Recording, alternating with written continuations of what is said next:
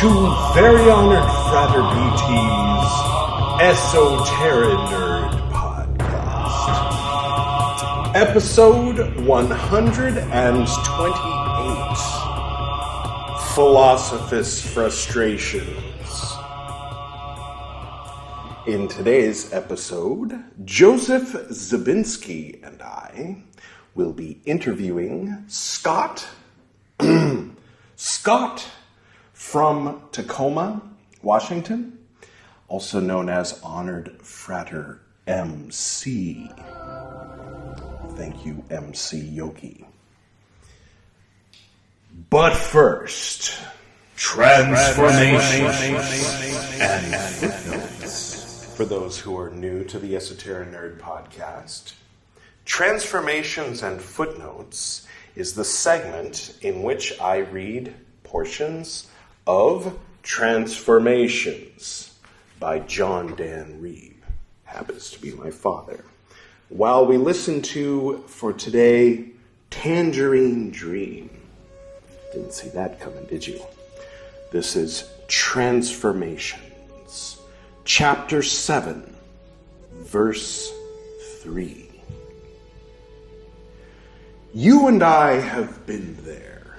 The flesh place fear junkies have been there. Some go there a whole lot. I talk to them on other levels. They message on levels of messaging. I know them. They know me. Verse 4. Back here in the flesh place, I meet them, sometimes for the first time in this life. They often say, I feel as if I already know you. Sometimes they act shaken up and they draw away. They do know me. I know them. You and I both know them. They know the games and we know the games. They sometimes don't want to look at the game.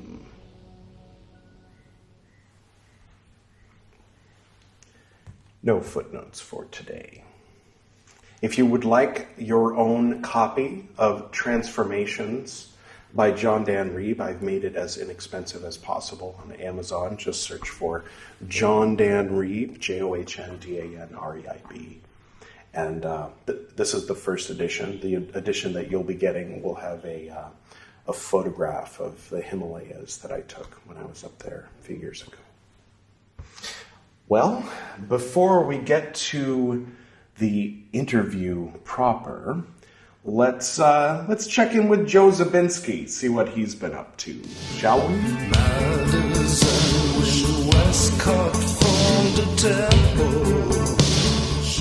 Hello.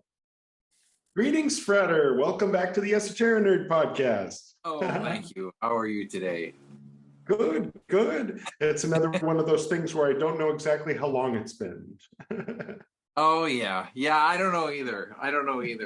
It seems we have talked in the spring, I want to say, and then. Oh, okay. Yeah. Nice. So a lot of new things going on with you. The backdrop behind you is different, for one. I'm just in a different room. I'm just in a quiet. It's pretty hot where I am, and so we have air conditioners running in like all the other rooms, but this one. So this is just the one I had to pick. This is my my cat and friend. Her name is Dibs, and she's decided to join us. Nice, the assistant. Yeah, the familiar, I guess. So the last that people heard, if they've only been keeping up with you by way of Esoterinerd podcast, you had just launched Digitalism, and I think it was within. I think I was the first person to sign up for that, and at that time that we recorded, I was the only person. Yeah. So that was a little while ago. So there's been a few new things since then. Yeah. yeah. So it's just like there's lots of pans in the fire at the moment. I have a reading course now. It's called Aura, and it's this course that it's designed to teach you how to read occult texts in a productive way, in an effective way. So I have that going on, and I have a book series that is that's coming along, that's in production as well. Nice. Yeah. So the book series is like sort of it almost created itself. It seems that my projects have like about a 15-year incubation cycle, like before they're ready to come out to the world. But once they're ready to come out to the world, it's like they're almost fully prepared, and they're there. Yeah. So the book series is called it's going to be called Alkahestia. Okay. It is it's a collaboration between me and Dr. Jen Zart at Revelore Press. So basically the story goes that in back in the early 2000s sometime, I was friends with a guy. He was an Italian chemist, and his knowledge of alchemy was just, I don't know, it was unparalleled. Like I've never met someone who just understood more about the alchemical worldview and had a deeper alchemical perspective than this guy. I mean, he was doing like postdoctoral work at the time in chemistry. But yeah, his understanding of alchemy was amazing. And this was when I was in the latter stages of translating the dictionary. At that time I had there were a few different texts that were coming along that I could work through. And as I was working through them, I was also speaking with him, and him and I we collaborated on a bibliography, and it was supposed to be this sort of bibliography that was going to tell you basically, it was going to build up a almost kind of an introductory to mid-level understanding of alchemy, right? Okay. And it ran the gamut. I mean, mostly it was like late 17th century, 18th century work, so like early modern stuff. But it was deeply rooted in medieval alchemy too. Anyway, as we started to work together, we actually started to translate stuff, and so I did some work with him to kind of select works and figure out what would be best to start with. But right when we were starting to kind of hit the gas with that project, he had a brain aneurysm, and he passed away. Oh man. Yeah. So so that kind of hit the brakes on the whole project. Yeah. And for a long time, so while we were working together, I translated a couple different things, and I transcribed a few manuscripts. But after he passed away, it was like there was no contact from anybody for I want to say it was at least 3 weeks before I heard from anyone. And then when I did, they were just like, well, hey, he's passed away. We don't know what's going to happen next. And things sort of decayed from there. Anyway, 15 years went by, and and I started to think more about the work I had done already. And I published a series of articles online just about one of the manuscripts that I had worked with. And somebody saw that online and they forwarded it to Jen. And, Jen and I got together and we had a long talk. We had this long phone call where basically I kind of told her the same story I'm telling you. And I told her, about the bibliography and how alchemy is sort of this open question, right? It's this, a lot of people have like sort of this, I don't want to call it a closed understanding, but they have a limited working understanding of alchemy, right? But it's so much richer than that. There's so much that's out there that can be presented to modern audiences again. There's so much to be gathered, and so we're working on the book series. We have one.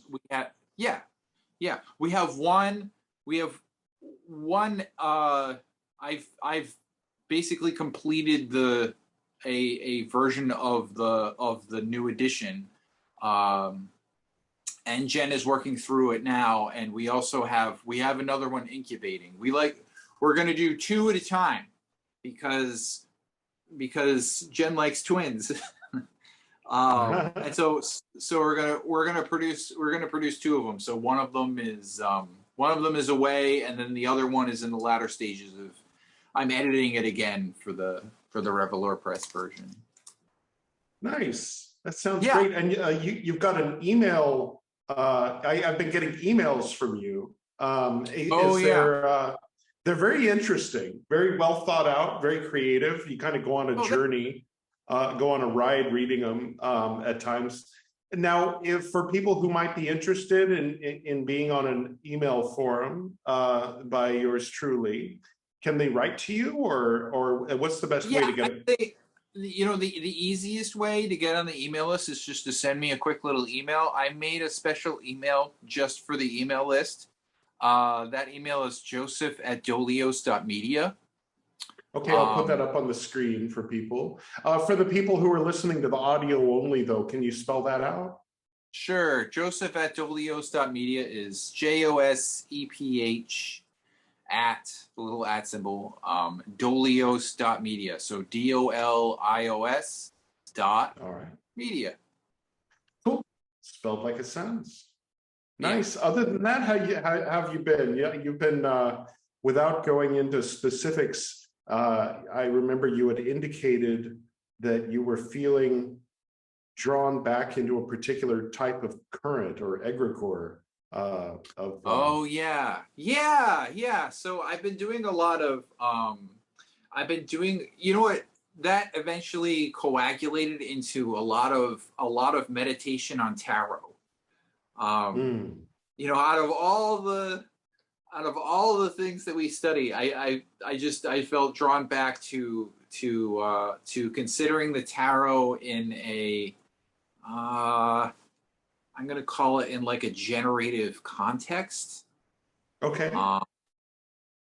So I'm exploring the tarot again because I'm curious to see what can be found in terms of what I'll call generation. So this idea comes from Brian Cotnoir's new book on alchemy. He has this chapter called Essential Practices, and in it he talks about this fourfold consideration of basically like anything that you want to consider.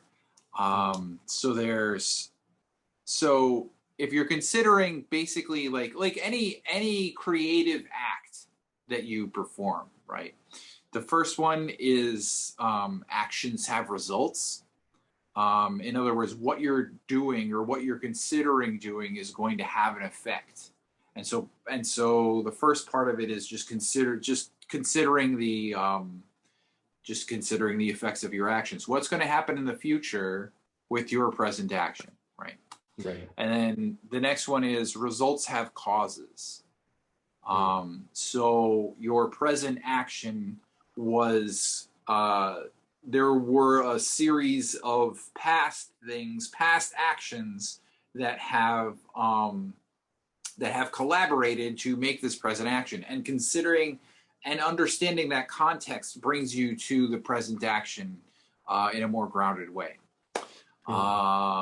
What's the third one? The third one is like begets like. So it's kind of an extension of actions cause results, right? So whatever it is that you're doing at the time, in the present, in the future, you're probably going to repeat that. You're probably going to. It's not just an action that you're performing. It's a habit that you're performing.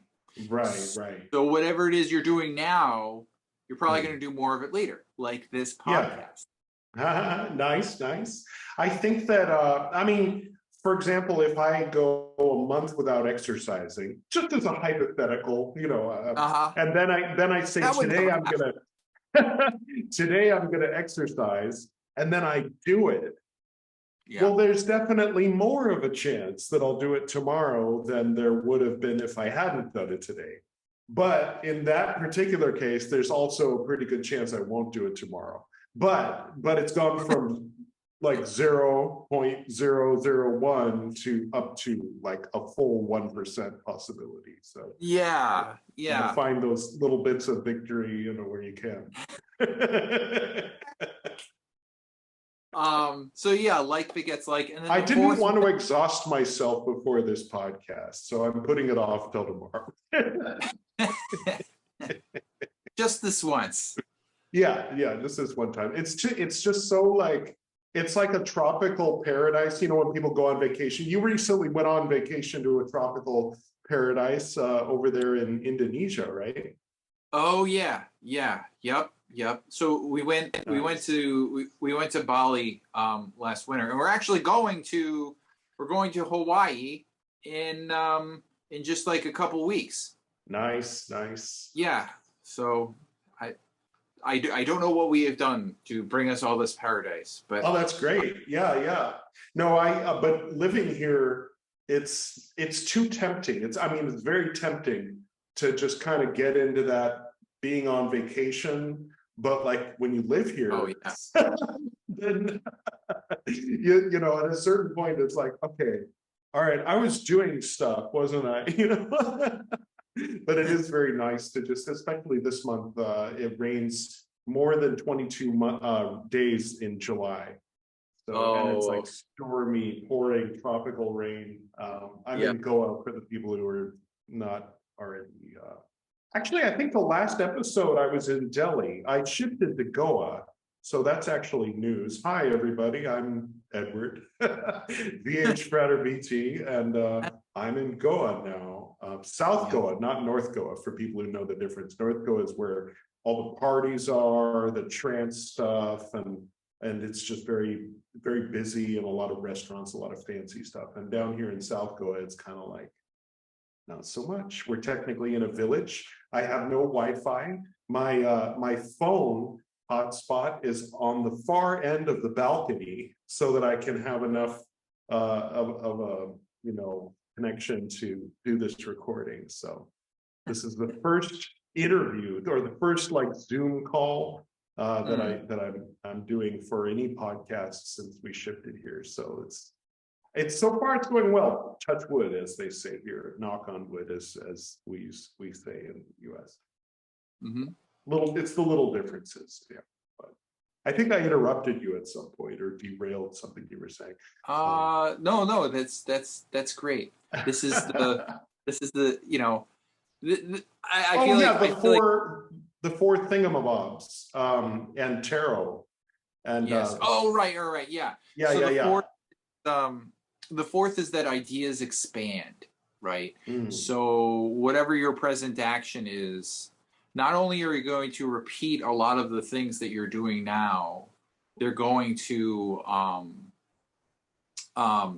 as you repeat, they're going to develop, right? They're just gonna like keep evolving. And then the other thing with that is like as other people see you doing work, they too are going, their work is going to be affected by it. So the things that you're considering doing now are going to expand in the future. So anyway, I've been playing with that idea. I mean, I was just presented with it like a couple months ago. And so now I'm asking myself, how does this apply to tarot? So take like, actually, I've been thinking a lot about the world lately, the last of the major arcana. And I've asked myself, like, can the major arcana in a sense be said to be generative?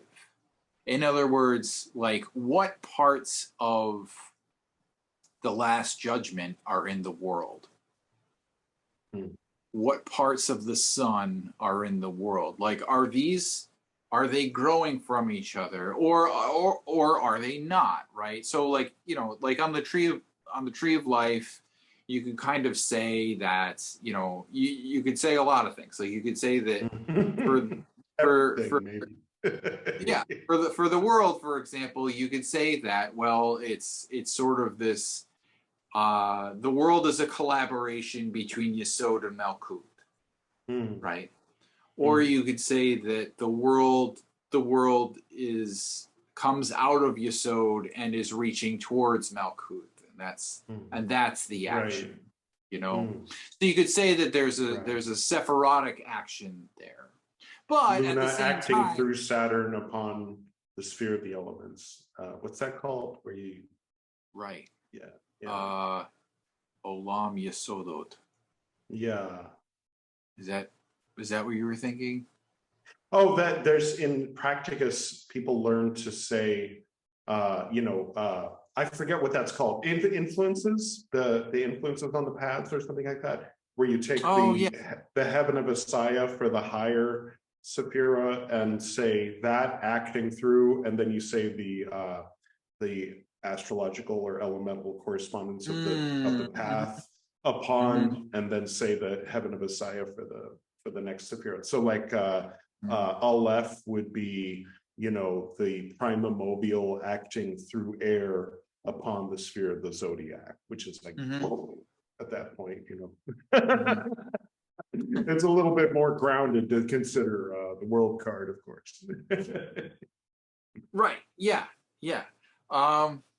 So my, so I guess my question is, like, how is the action of, okay, so first of all, like the action that is the force of the world, right? The force of the major arcanum called the world. What result does that have? And I feel like the first, you have to examine the world, right? And you have to examine like how it affects the sphere of the elements. So that's like the first, that's the first way that I could think of to approach it. But then also it's the last letter of the Hebrew alphabet, right? It's the force of Tav. Is the finality of Tav, what does the finality of Tav lead to? I don't know yet. Yeah. And so it's just sort of this, it's a philosophical extension of, it's a philosophical like metaphor for things, upon which that metaphor does not necessarily apply. Right. Like, because ultimately like the force known as Tav, it's embedded in the intellect, in the intellectual, right? Go ahead. Well, here's two thoughts. One is I enjoy philosophically, I enjoy accepting as given the all the great material, the golden dawn, and then playing philosophically between the lines and between the forces and things like that. And it's a hobby that I think only other esoteric nerds understand. Because most people just glaze over when you start talking about like the moon and stuff. But yeah, no, I think it's the thing that just came to mind. Well, two things. One is the major arcana on the Tree of Life are said to represent the microcosm, and yet they are represented in king scale as the active element, where the Sephira are the passive element. Now, naturally, the whole Tree of Life is passive in relationship to Ein Sof. Ein Sof is sort of the bridegroom, you know, and the whole Tree of Life is like the Isis of nature in that sense. So then the question is, does Tav exist as a part of the Tree of Life if humanity doesn't exist? That's question one. Given that we're operating within a Victorian mindset, I mean, you know, of course, if you bring in like these sort of postmodern and meta-modern and, you know, thinking outside of religion and outside of the abstractions of the esoteric, then of course it's the question is meaningless. But then the other thing was that all the forces of the Tree of Life up to Yesod and including Yesod then are expressed down upon Malkut.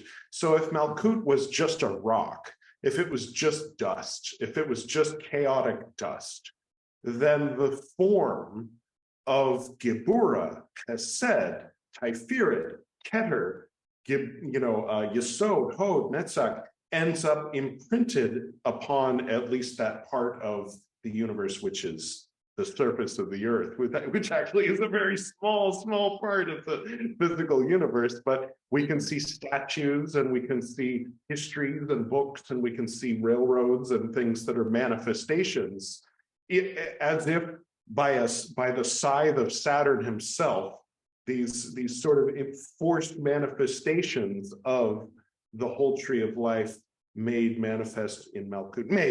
Maybe. That was just what came to mind. But I noticed from looking at your watch that it's time to bring our guest in.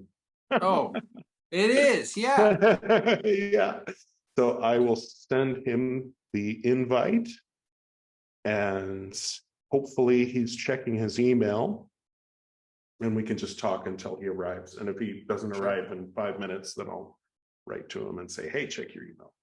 So yeah, I don't know. Those are two thoughts about. I was just talking to someone about the world card.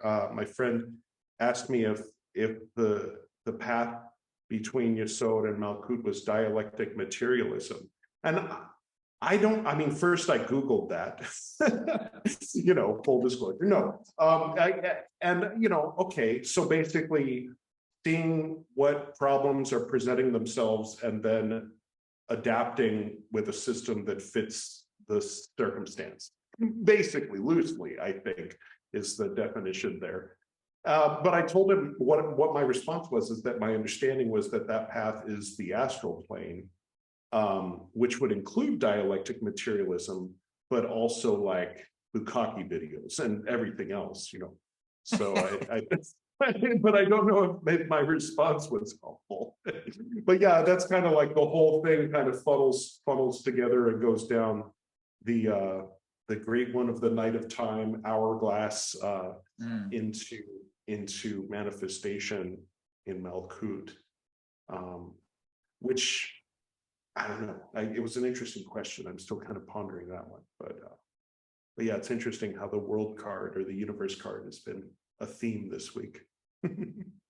Yeah, you know, something you said before, where you asked the question, if basically what you asked, I think, was if the Tree of Life wasn't there, would humanity exist? Or if humanity didn't exist, would we still have the microcosm? Would we still have the tarot trumps on the Tree of Life? Yeah, so kind of the opposite. If humanity wasn't there, would we have the same symbols? Would we have the Right. same? Yeah. You know what's funny is when I first started to think about this, I asked myself the same thing. I don't know why, Hmm. but I asked myself if humanity wasn't there, would these same symbols persist? And how much of these forces are, I mean usually this is applied like anthropologically, right? Like people usually say, well, how much of this is just built up from human culture, and how much of it is actually um just objective forces that are already there, right? Right. Or a poetic way of expressing the inexpressible. I mean, because obviously looking at the tarot card, it's like, well, that's a lady, that's a dog, like these are all things that are easily graspable. Mm. Like when we dream, we tend to dream we're walking on the ground, except for when we're flying. But even then, we're flying in a way that makes sense. We feel the air, like you can Mm. fall if you stop flying. We're talking to other humans in English. So it's like we're not that far out, because I imagine, this sort of infinite space beyond the things that are familiar to a human. Um, Mm. where if we were to experience those things, then probably the way I look at it is the way that we would remember it or recall it upon waking, or the way that we would bring it down into symbols that our human brain understands, would be in some kind of metaphorical expression, i.e., talking to another human, like communing with an angel or communing with a higher being might come in the form of sitting having a conversation at a table with a human. um And so often it kind of does, right? mm, mm, Like yeah. so like, even if you scry, or even like, if you like travel in the spirit vision or whatever, like it still has that. It's a That's a great call. I've never really thought of it that way, that it still has that human analog, right? mm, mm, Like if you're sitting at a table scrying, well, the thing that you're looking through is much like having a conversation with someone, even over, mm. say, an iPad where you're Yeah. co-hosting a podcast. Yeah, yeah. And it makes me think of the aliens in Star Trek, how they're all basically humans with like slightly different foreheads or something. Yeah, yeah, yeah. And how much, and so I guess that the question remains then, right? That question of, well, if we didn't have this human culture, um, would we do things the same way? Or would, Or would the universe path exist? Would even, I mean, because if we take it a certain way, then it was the fall of Adam, to use the metaphor of a past tense, and the metaphor of Adam and all that, that resulted in the tree of life looking the way it does today. Otherwise, it would be three supernals and Malkut. And maybe in that garden, there'd be a lion getting angry at another lion.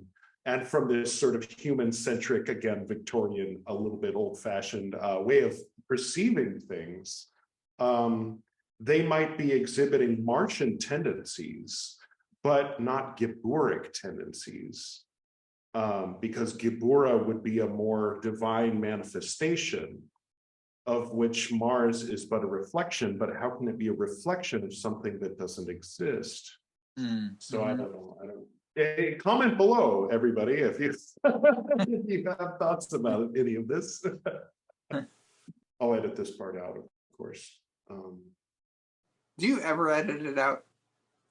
Yeah, Oh, you yeah. do?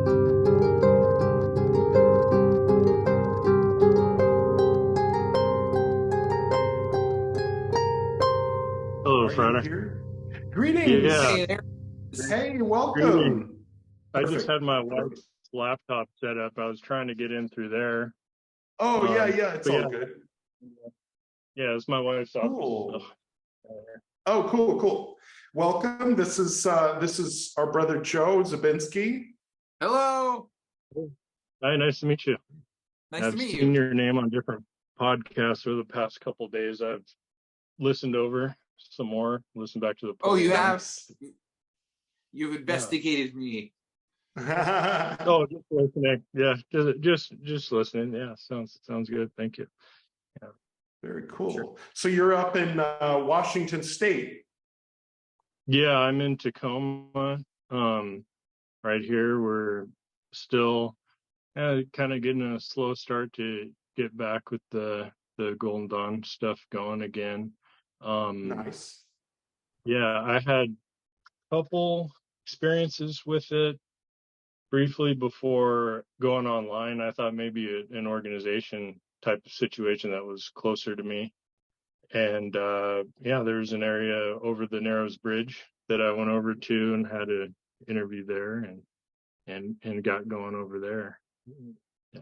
Very cool. Now, when did you first become interested in Golden Dawn?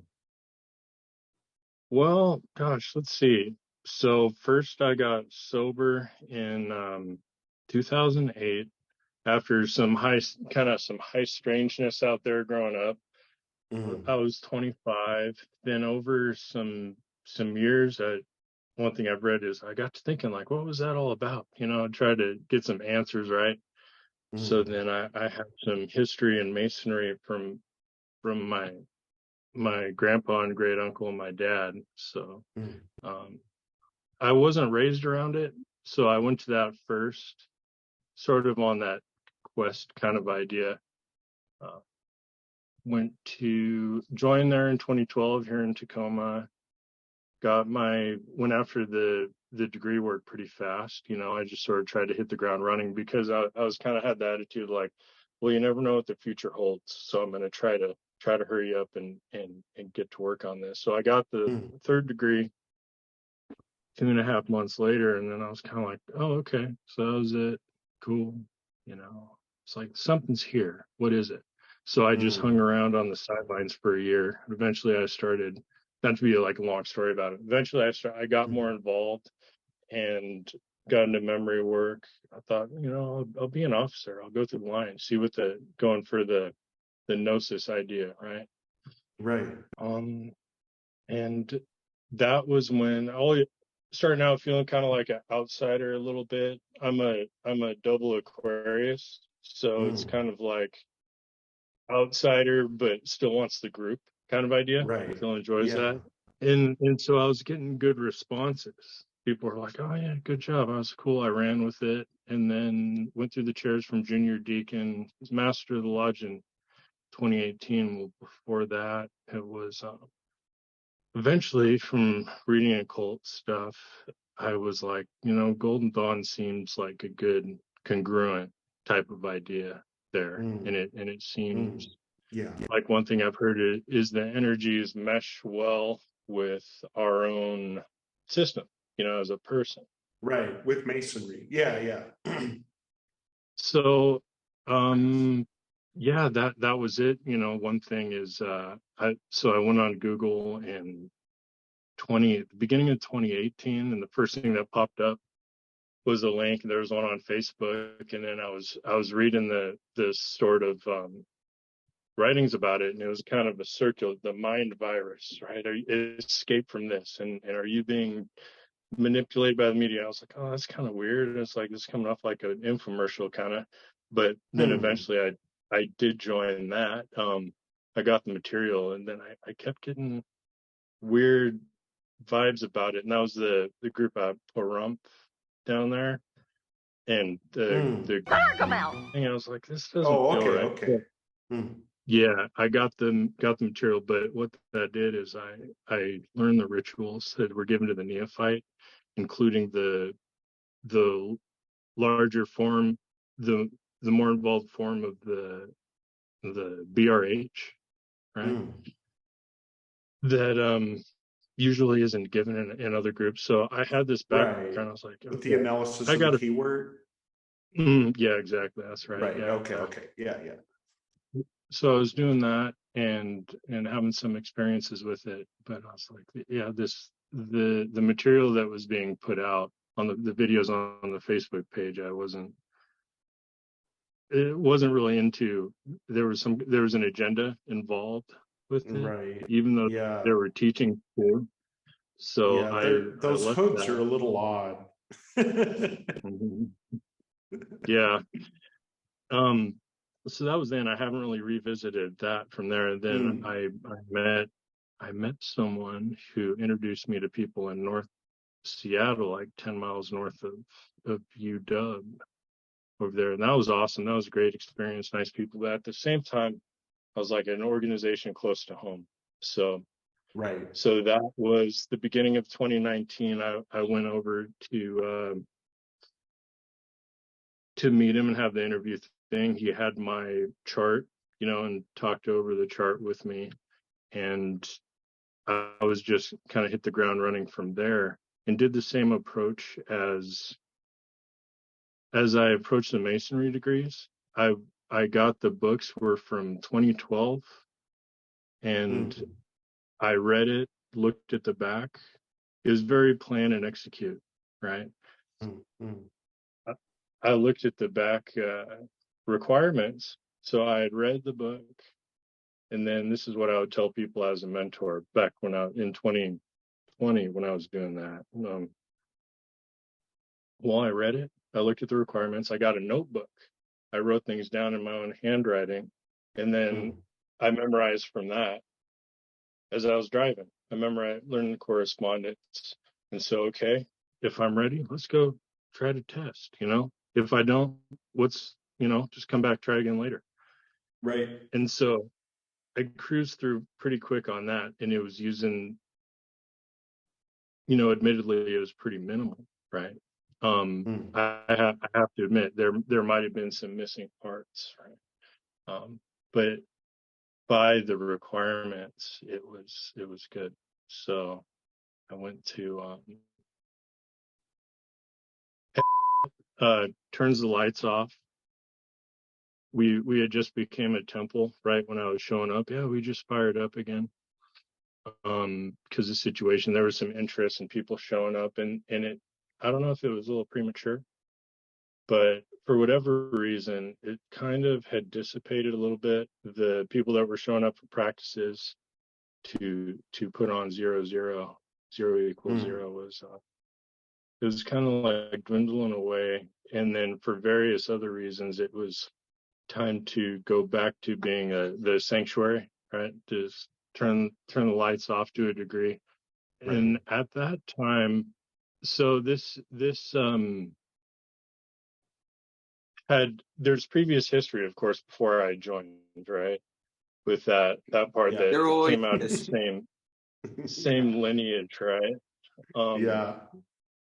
There's a reconciliation attempted in at the same time as turning the lights off there, and that was when I was a 4-7, and I was trying to do the knowledge part of that right then at the around January of 2020, and then I wasn't sure. I was like, do I get to keep my same mentor? How is this working since I've already been working at this? Well, I meet the people kind of feeling like an outsider down in California, down in the LA area. Okay. That reconciliation there. And the program was, after a few months, I'm kind of waiting to see what's going to happen. Then I found out, started talking to them. They reached out and saw their requirements, and I saw it. Okay, be involved, be a presence on the group forum for the neophytes is part Right. of it. Teaching on Zoom as Mm. well. The list of the curriculum was about double, so I was like, okay, that was pretty uncomfortable for me, Mm. going from, okay. So first I realized, well, if I'm going into this new role, I'm going to have to, for my own embarrassment as well as not selling people short, both sides of that. It's like I need to shore up and make sure that see where I'm at, if I could really do this. Right. Yeah. And the There's other, that, the high-risk says something like, so that you do not, through your ignorance, make, a shame upon the order, or something like that, that has honored you thus far. Well, and there's also this. So just Scott, just listening to you, it reminds me a lot of my own adventures, and there's kind of two different, they're not different paths, but they're like features of the same path, right? Where one feature is like memorize all the knowledge and like pick up all the stuff, and it's like a lot of the time there are many orders where that's the only path, right? Where all it is just a system. It's just a system of knowledge that is presented to people, and it might be presented in initiatic form, but it's just presented, and then the amount of knowledge that you have is indicative of how far you've been in that order. So that's like one feature of the path, and then another feature of the path is the experiential one, right? Where you're experiencing the process of expressing the hidden forces that are being presented, right? So it still is like this idea of being presented with knowledge, but you're being presented with knowledge in a different way. It's not reading stuff and memorizing it. It's going out and acting a certain way. There's much better ways of describing it than simply saying acting, but by continually invoking those forces, you learn about it using totally different muscles, Noticing how it moved with what happened in those regards with the neophyte. I remember. Now, this is a very subjective thing, and everyone's different, so I sort of didn't put this out there a lot. But after so it's not a astral initiation. It was physically there, short form. I don't know if that's brought up a lot. Right. So there's a physical transmission. I was out there afterwards for neophyte. I was sitting on the couch, and there's a class happening. He was talking to us, and I just felt my spine, my back just went, all these like air bubbles went up from the middle of my back, not just right here, but like way kind of down low. And I was like, wow, it was like a big release. And there's some talk about how we have our elemental factors kind of set in when we show up, right? I'm heavy on air and water, but fire and earth's kind of lower, right? So it's kind of, I've had it explained before that it's kind of a breaking that loose, right? To then put the blocks back together through the process. So that was one of the physical, energetic things that happened. It was just, 15, 20 minutes after. It's just, and then throughout the different experiences of going through that was, Zealotr, I had a couple of physical responses to it, but I noticed that with the God forms, it's like putting on the mask, acting as if kind of like, well, seems like there's a lot more to that Egyptian stuff, right? So it's sort of like, as Master of the Lodge, you put on the top hat. So now I'm in the role as, in respect to the office.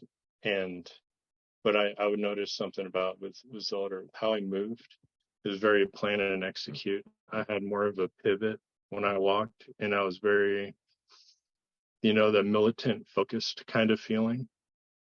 And then, as they say, how everyone's different,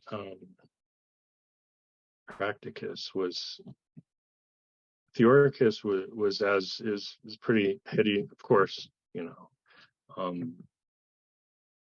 worked through that, and I would notice different sensation when you sometimes this ritual that I was doing, I started feeling this more of a visceral effect from this one now, versus before it was like I would do it.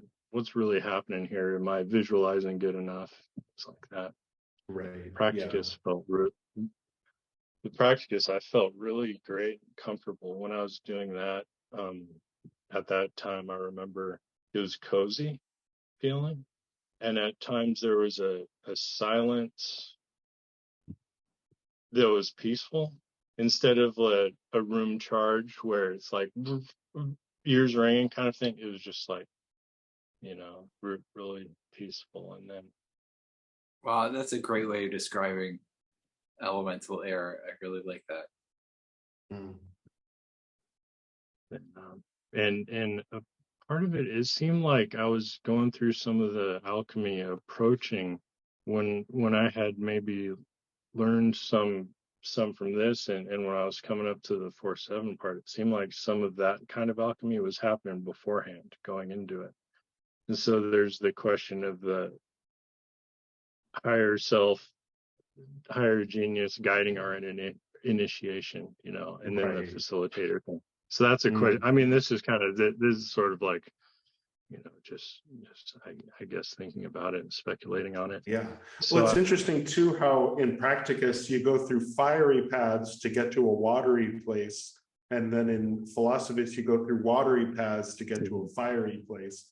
So they seem to kind of go together in that way. Yeah. All that focus on the heat below, yeah, exactly. It's like, what is that all about? And so a lot of this, I was just going to say that that's kind of the point, right? The of the elemental grades is to bring you through a series of elemental experiences, but also like a deep purging and alignment of all this stuff, right?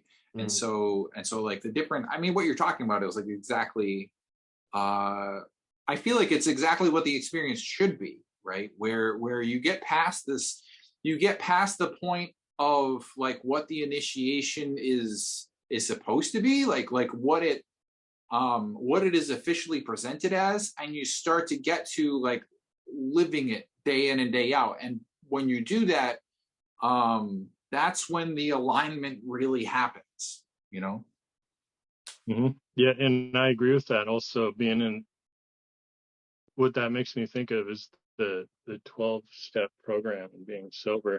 It deals with, it's where the rubber meets the road. It's how you act in the world, in your daily interactions and what you're doing, and the magic of Malkut, right? The magic in the mundane has been some of the most powerful changes that I've seen happen. And that also has to do with, even with an article I read from a Zaleski book, was about, there's lots of different ways of looking at the tree, and one of them was about the genius and where it is. So to become more alike to the angelic mind, like Prater Acker's book Rosicrucian Magic has that subtitle. So it has to do with how we act and how we think, and then become closer to that way. And then on the lower side, from Miso down, it is more, the animal instincts, of course. So how do we make that happen, right? And then at the end of it is sort of suggested in this article. What stuck out to me was it's just how we act in the world in a lot of ways, and that worldly stuff, that seems to be where a lot of things go sideways, and what I've picked up and what I've seen in the order, when I've heard you mention talking about the shadow, recognizing it, integrating it, I guess that'd be a way of honoring it, knowing it's there, right? But yeah, just trying to reconcile that part of it, and then how becoming closer to genius. Because when I was doing that work, a lot of it, not to be diatribe about it or anything, when I was going back and I had to be a mentor, I was like, oh, holy smokes, this is like, trial by fire. The two other philosophi there, they came up with that. They knew the culture of the temple down there, really admirable. One guy was awesome. When I saw him teaching classes, it was really, he had, digested the material, and he would talk about it in a different kind of way. You know what I mean? Like in different words. I was like, wow, that's awesome. He had found Nephthys to be a very comfortable for him. So just I really admired him. But at that point, it made me better, and I did that double of the material. I reached out and said, okay, I've done this. I think I'm there, at this part of it. And then I got an email back. Do you have the real list? The list of things to do. And then I saw the real list, which was much more. So the academic scholarly side of it had quadrupled. Then there's the group me and this and that. And so at that point, I was kind of struggling a lot. I was like, gosh, what do I do? How do I stick with this? And I'd done several divinations throughout.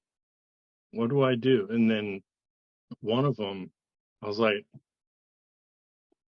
it really felt like piling on, I had done divination about it. In one of the last ones, I typed up the thing as if I were going to resign to a resignation. I typed it up as more of a cathartic type of thing. I don't think I ever really had intentions of sending it. I typed it, and then I did a divination. The divination was clearly, you're at a point where you want to make a decision, stop and think about it. There's no rush. Essentially, it said, it'll make you better in the end. It'll make you stronger. And I always throw that out there, it made me go back in the testing process. And then, so I went through that the summer of 2020, and then it was time that I had done everything, and I wrote the different papers. It was like 50 different pages, and a lot of them were subjective stuff. And so I had to keep going back to those symbols to get the material enough for the pages and stuff. Yeah. I was like, okay, I think I've done it now. I think I've hit this list. And then it's like, I hear back, okay, the next thing up is the interview. And then after that, every couple of weeks, I reach back out. Hey, I'm still just kind of waiting to hear back. We can set up this interview. Kind of every couple of weeks. And then after 6 weeks of that, it was the list had been added to again. Oh, and the list was added to with stuff that has nothing to do with the outer at all, okay. From Regardi, it's like, we don't even have this. And then so yeah, that was that part. That was at the same time that I was talking to my friends up here, that it's like, because I was sort of like kind of communicating and venting it a little bit, admittedly. Yeah. There's things happening that with there's displeasure then in the part of the group I'm not in, right? The inner. And we had the way I felt at the time is we had taken some people in who had gotten the short end of the deal at the time. So they came with us, as from my perspective, and it was also filtered, right? I was like, also after going through that year, I was like, man, this is crazy, So at that point, I'm like, okay, how do I talk to at one point I had 16 different neophytes at the same time that I was having a phone call with every couple of weeks. A lot of great phone calls, And it really helped me. Any doubt I had, some people, when they were really thankful at the end of the call, it's like, all right, cool. You know, I mean, we're all different. We're different personalities, of course, you know, getting together in this one group. So I'm trying to reach out to them like, hey, you know, trust me, come along, something happened. And then it's also this drama's blowing up on the forum that for everyone to see, you know, try to gather. So people were reaching out, hey, what's going on? What should I do? I just got here. You know, I've only been around for a couple months, but and I was trying like, hey, come on, you know, we're good. And then shortly after that, a friend of mine I'm in the outer, but I'm sort of like kind of close. I'm sort of being seen as like possible being involved with getting things going. And so a couple of people, there's displeasure on our side here. They left, and then we're getting reestablished. And it's like, okay, now this is like sort of the third group I'm a part of, in a way, a third manifestation of the group. Right. And all so, kind of the same, like based on the same group that you were talking about at the beginning, but it's changed and changed form. The order has changed. yeah, when I think about this story, it went by, it was a lot more concise, but I guess I'm a tangent kind of person a little bit. No, it's okay. You know. So the Washington temple was working with the California temple, and that was kind of one manifestation. But then you were there before that was happening, and then there was a period where there's some infighting in the inner order, and then a split. Yeah, and so essentially, as I was told, we're gaining more people with a lot of experience, you know, that've been around. And I'm like, okay, cool. You know, that was a rough time. I went through it. It was good for me. And then eventually there was more displeasure in that process. So I have a question. Earlier, well, just now, actually, you said it was good for you. Can you talk about that a little bit more? Well, I think a lot of it was a lot of it had to do with the knowledge side of it, and getting out of my comfort zone as well. Sort of like as when I was senior deacon in the Masons, it was like I had to go. One of the roles is if you see someone you don't know coming up to the door, you go talk to them, bring them in, show them around, things like that, you know. But in a general way, it had to do with, you know, the learning the Hermetic language and the different aspects and correspondences. One of the things was the energy influence of the paths and how we it were goes just down. talking about that. Yeah. And that was a part that I didn't really have it. And once I saw it, I saw how the movement of the, you know, from the top down and left to right, and how it's filtering through those different correspondences there. That it made me look at it in a new way. Also remembering the mother letters, how they intertwine like a caduceus with air in the middle, things like that. I noticed a caduceus on your right arm there. Yeah, that was gosh. So the first one is from a CD booklet. I'm a Modest Mouse. There's an old fan, and this is the album they put out in this book. This one, when I was 14, I had these cards called medicine cards with animals. Oh wow, okay. And it's sort of a native card based divination, and so it used the different animals. And in the snake one, I just remember reading it. It was doing something. It was before I was in all this in this way, and the snake was transmutation, and it talked about transmutation and snake medicine people and the legend of people that would actually poison themselves to develop immunity and different things like that. But there was something struck me about that, and it talked about the caduceus and that was kind of the first idea of this, and also I had a class that talked about it was sort of a choose your own adventure writing exercise. And then after we turned in the assignment, the teacher goes, okay, when you get to this point, this represents this part of your life. And then this represents this part of your life. And the part at the path, this is sort of like path working exercise, you know what I mean? But it was in school. And when you get to here, I wrote down, I was at a path in the woods, and then these two snakes come up, and then they intertwine, and then they like lock into a caduceus, ding, you know, and kind of, and then I guess that part had to do, it's like that represents your parents. It's like, yeah, that seems to seems to make sense.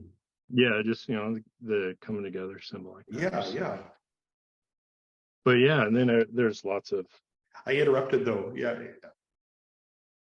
You were talking about like this various infighting happening, about how you're coming you were coming closer to the inner, but there was like all this stuff happening, and there was like there was much changing of standards. So like you would meet a standard, then the standard would become yet higher. And you meet a standard, and the standard would become yet higher. Moving goalposts, yeah. Right, yes. Moving goalposts, yeah. So I guess my question for you there is, was that happening for other philosophi, or were you in a unique position? Mm-hmm. No, it was us. Yeah, but so it was everybody. Yeah. It was. Okay. It was the fourth sevens. It was, and they had. Yeah, I hope they're. You know, I haven't talked to them since then. You know what I mean? But like I was saying, they were good to work with. You know, I mean, I know those guys. I mean, I won't mention their names or anything, but the people at that temple and the head of that temple is an old friend of mine. I haven't spoken with them much in recent years, but back in the day, we knew each other when everything was very different. And I can definitely relate with having, things change so much. Different, but very similar, right? Yeah, different and similar. Yeah. And things like you said, when there's bad feelings in the inner order, it's all around. It can be really heartbreaking. Like for the person in the outer order who's just on their path, and the order is facilitating the path and facilitating the organization and structure of the path.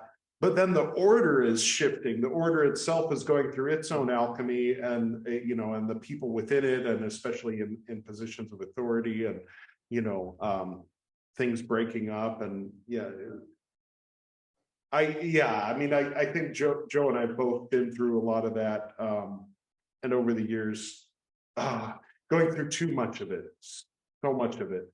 And then there was a really big one in 2013 that was so big that when smaller things were happening in that was 2011. So in 2012, 2013, if there was some issue, I mean, looking back, I think that I was calloused, and because there'd be people in the outer order saying, what's going on? I don't understand. Why is this person saying that and this person saying that? And my automatic response was, you should have seen it last year, let alone the year before that, or 5 years ago, or 7 or 8 years ago. Hell, when I was in your grade. And it's like, well, that's not a very compassionate position. I should really take a moment to elevate to a better position and have compassion for what this practicus is going through, and what they're seeing and what they're confused about. And like you said, when they're only letting half the story, and you have to kind of piece the rest together on your own, but you can sense the results, then it's rough. I mean, this is an interesting. I wasn't sure what exactly the overall thrust of this conversation was going to be, but I'm kind of seeing now, because this is something a lot of people can relate with this. Approach especially Golden Dawn orders or esoteric orders of any kind, is how to reconcile. You're on your path. You're going through these grades. And so there's a lot of questions that come up, like, can I continue on the path without that temple, or without this group of people?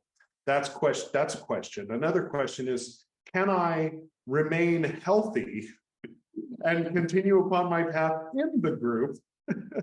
Is there a way to separate out the group drama from my individual path? By the way, spoilers, no. No, there's not. There's so many questions that, you know, I hope that you're able to find, you know, a good what fits for you, maybe that same group. And by the way, guys, don't hold it against him that he came on my podcast. He's being very good. He's not spilling the beans too much. I mean, yeah, I was very aware of that, you know, and I was trying not to disparage or alienate anyone, including myself, of course. And then, but yeah, that's the main thing, is like, it's a great system. It's a great place to be. And I hope that, you know, and they were good experiences too, traveling down. I had a good time, you know. So, and that was more recently. So after things are getting more established with us down here with paperwork and taxes and the names and stuff like that, there's like this umbrella. A year went by.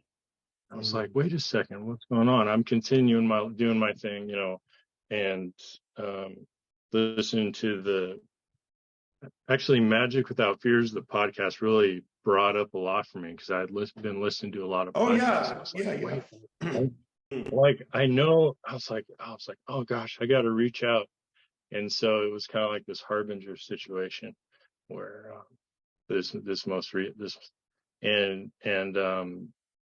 you know, it'd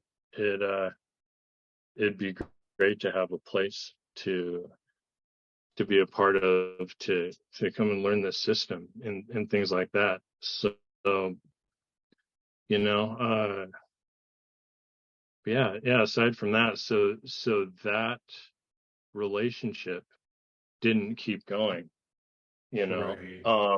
Now it's we're up here at and I've heard another involving the store down there. I listened to that podcast as well. You know, it was a good experience, but I would ask, you know, how could you know, some people 1,000 miles away bring everything down, you know, just off of our situation. So but yeah, now it's back to, you know, there again, some plans were made about advancement and getting things going. Another bump in the road. I got sick at the same time as that things were going to come together. Also, I had my folks. I had this weird kind of fallout with them that was temporary, and then another old friend of mine that I work with in the step work stuff. We had our first sort of disagreement, and it was a feeling of dissipation. So you know, just keep moving forward. And back in 2020, when I was thinking this, is like another saying, the magic, you know, is for people that need to. And I think I heard it on Magic Without Fears, but it was from possibly Agrippa wrote it. The path is for people that not want it, but kind of just have to do it. And so I had, in that year of 2020, I had also tried a version of the Bornless. You know, I was trying to do the HGA work. I was at it for like 5 months every day, including the spiral in the quarters, right? The center of it, then those names and the Egyptian aspects of it. So not just the super old headless, right? and going through the planets. So all that sort of, learn about this. Oh, there's another long delay. Gonna learn about this, and I suppose that's kind of where I'm at. And I think, with those kinds of things, I always had a lot of respect for stick to the script, right? For example, like John Dee's prayers, they're designed really great. When I was looking at Dee's prayers, I was like, that was when I really got it's the automatic that if you're going through that, you're going to get sort of inflamed with prayer kind of thing, just by how it's written and how it builds up, So yeah, I mean, I think in those regards, I've been fairly, careful with myself. You know what I mean? Not getting too out there.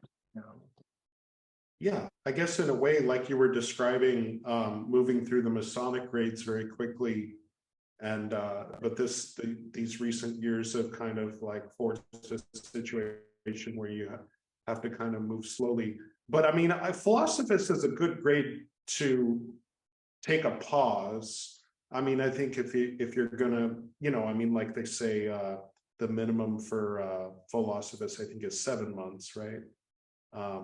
But I mean, I took, I think, 2 years for my Philosophus. And of course, I was a teenager, so that's time moves differently.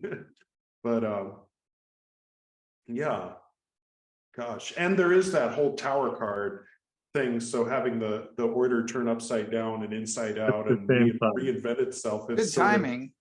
Yeah, exactly. And COVID was like 2 months later. So okay. I was like, oh, tower card. And then but then by the end of those months, it was feeling very dark night of the soul, right? Sure. It's kind of like, I was pretty existential even as a teenager. And then now I have gotten to the place where it's more the mystical kind of approach, where it's less goal oriented and more, I would do things more recently is just try to build the inner senses, try to do body of light work, and be a more receptive, passive approach to it. And be okay where I'm at, having more faith. That's one thing that strikes me from my teacher, mentor, that the vision for the future is sort of very long term, and there's a lot of faith in it. All the bumps in the road, it's sort of had faith in the process, like the spirit, right, of things just kind of working out, and that's admirable. Right. So I mean, to me, like your story and your journey in Philosophus, it's a really beautiful one. Because I mean, when you're going through it, it's a disaster, right? It's just like one difficulty after another, and you go and you go and you go, and you're like, how is this even going to ever work out? And sometimes, and honestly, like some people, they stop in Philosophus for whatever reason.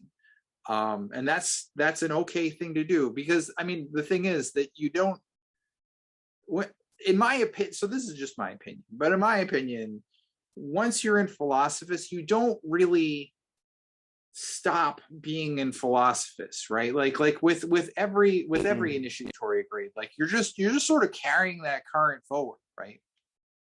But yeah, I agree that things like faith, things like hope, things like a burning love for what you're doing, those are all just part of the Philosophus fire. And that testing process, it keeps going, and it gets more intense as you go along. Would you agree, BT, that like a well-designed video game? Yes. Yes. You. But you're ready for it. Like you have the special jump kick and the sword downward thrust. Like you have all the tools to be able to handle. Baraba. This isn't Horsehead anymore. Am I the only Zennial here? Oh, never mind. Zelda 2 references. But yeah, I like the idea of avatar, and that, if Yeah, there's a the image of a star, and someone's like, okay, yeah, you're living your life, you're good, got your back. There is, I do like that idea of the design or the destiny, and then and at the end game, it's like, you can deviate, you can distract. Like there's one thing, in the program they'd say God's will for me, or the true will, or higher genius stuff is that, well, it's still there, but I can deviate. We have the power to deviate. And I would say, well, I don't know. I talking about God stuff in a meeting, for example, is like, well, I don't know God's will, but I'm pretty sure the will isn't to get wrapped up in addiction and then lose what I have going on. Yeah. But anyway, I don't know. I feel like I've been sort of talking a lot. Well, that's okay. You're the guest. You get to talk a lot. I'm the one who's supposed to keep his mouth, But yeah, no, that's an interesting philosophical question that you just touched on. Is it God's will for us to stumble? Was Judas part of the grand plan of Yeshua? For instance, or so. I mean, in a way, again, it's an unanswerable philosophical question, I think. Some people would say, no, Satan is the one that makes you stumble. God wants you to just keep going along, and then you can kind of get into but is it God's will for Satan to exist? And if the answer is no, then is he really God? Come on. Right. Yeah. I've heard that idea, and it's sort These of are deep questions. That, and that's why the shadow work is complex, because the shadow wants to fall off the wagon. The evil persona or whatever. These are things that are officially given out in grades beyond Philosophus. But yeah, this on the see, I've got my dad's Masonic thing. I'm using that as my color here. But anyway, there's the higher self, the ruach, the nefesh, the guf or body, and then underneath that, I'm sure you've read ahead a little bit, in the tree of evil is where we find the evil persona, and it's a part of us, and it's and that's, there's some overlap with the Jungian, Jung talking about the shadow and how our own evil persona, our own shadow, is the neighbor that we're supposed to love, that we're not supposed to crucify ourselves, or to punish ourselves, too much for having a shadow, and definitely, not walk around and pretend we don't, because then that's when the shadow can manifest in some horrible ways, spiritual pride and gluttony and all this kind of stuff. People who and they're actually shining, but there's something a little demonic about the shine, there's all kinds of interesting permutations. We're interesting birds, all of us, and so humility is definitely key in dealing with having these not good inclinations, and but it's up to the ruach to stay either connected with the neshama or connected by faith to the neshama, in order to keep the nefesh from taking over, and for the whole system to be upside down. The evil persona whispering to the nefesh, and the nefesh saying, "Hey, ruach, why don't we just have a bottle of vodka right now? Fuck it."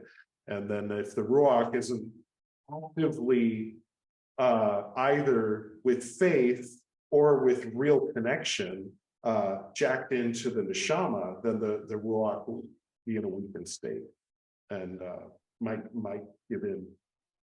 And so it all is very much, parallel between the 12 steps and the Golden Dawn, as far as I can tell.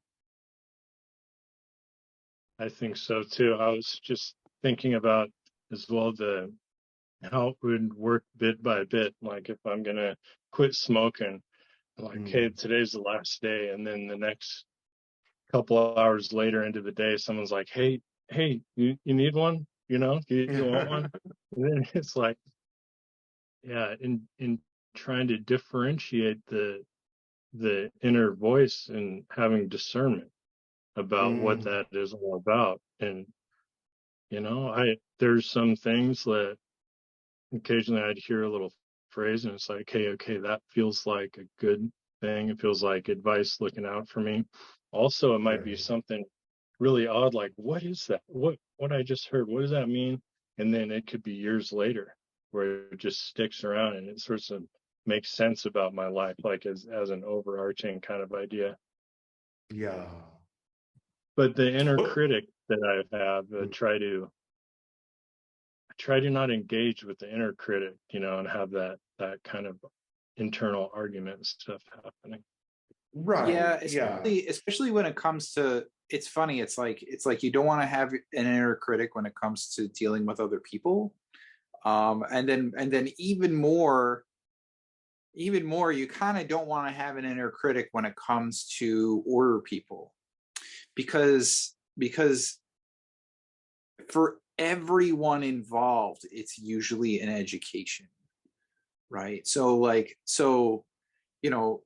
when you were having all these different changes and requirements, like at least this was the way it was when I was more heavily involved. It was that whoever was making decisions as an imperator, it might be their first time making any decision as an imperator, or it's their first situation where they have to play politics with another imperator.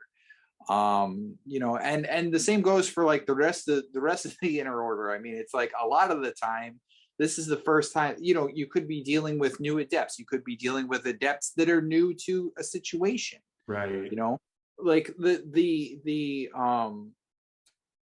an order becomes like a family for a bunch of orphans, right? Like a family for people who have no experience in a family, and for people, just also for people who have no experience with the current that they're carrying, right? So, and that's a huge part of it, is that like if you're a new adept, you're very new to like the forces that are involved in being an adept, or if you're a new imperator, like that's even crazier, because there's so much like juice running through you all the time. Anyway, that's I guess that's something that stuck out to me, is that story that you told of being a frustrated philosophist. Like that's I know people who have gone through that, me included, and if I had to do it all over again, I would have just taken it a little bit less seriously, because everybody was trying to do their best. That being said, though, I don't really know the details of your situation, so it might be different for you, but I just felt like it needed to be said that an order is very much a dynamic thing, Yeah, trying to keep a good perspective about it, for sure.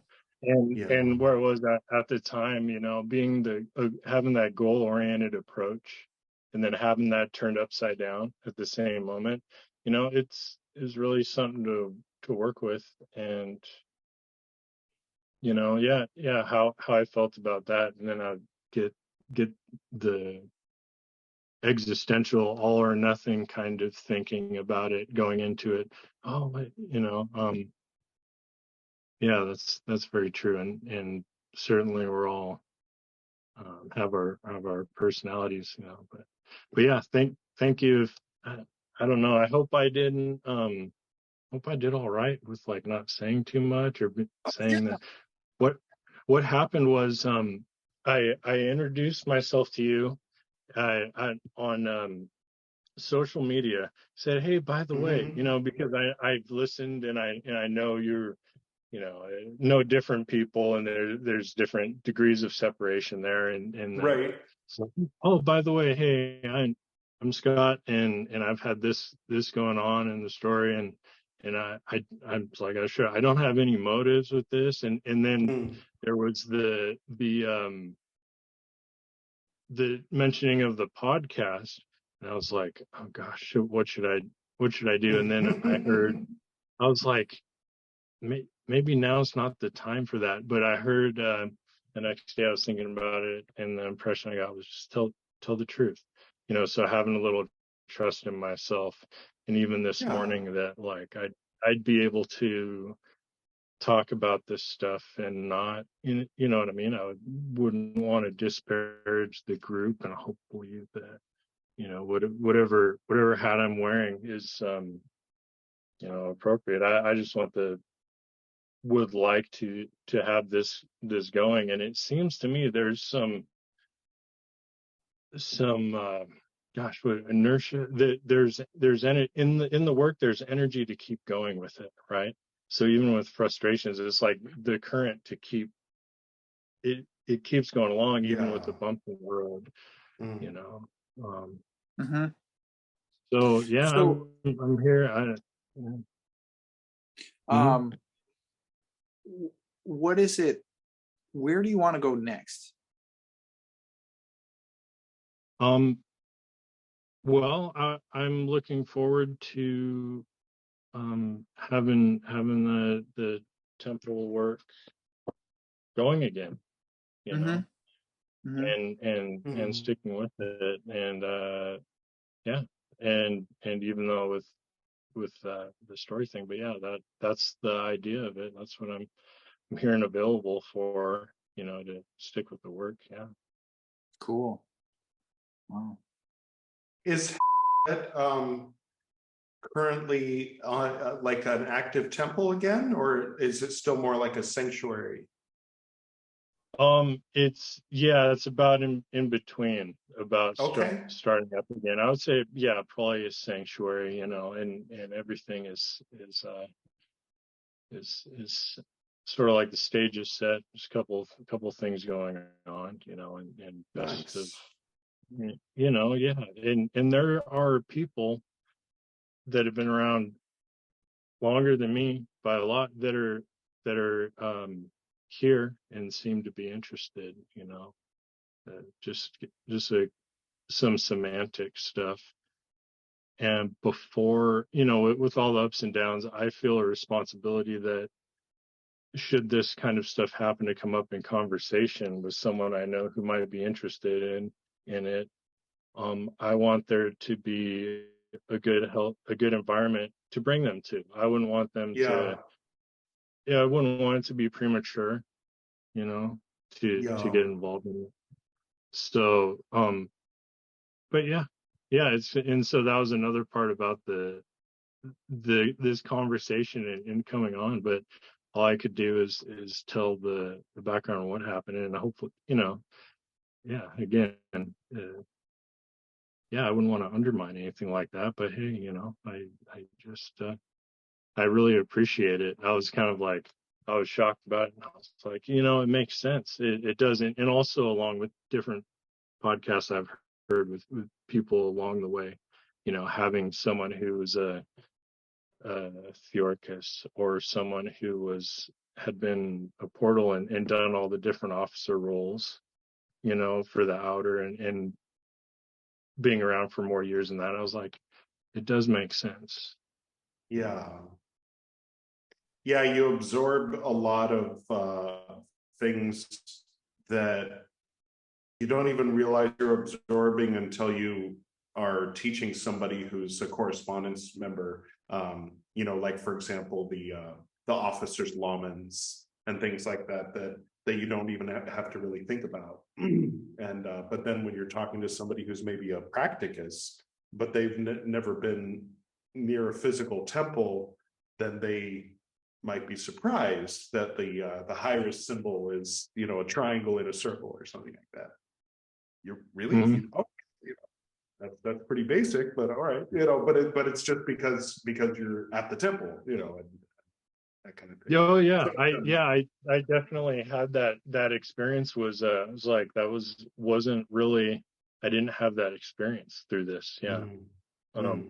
Still a place to go, you know.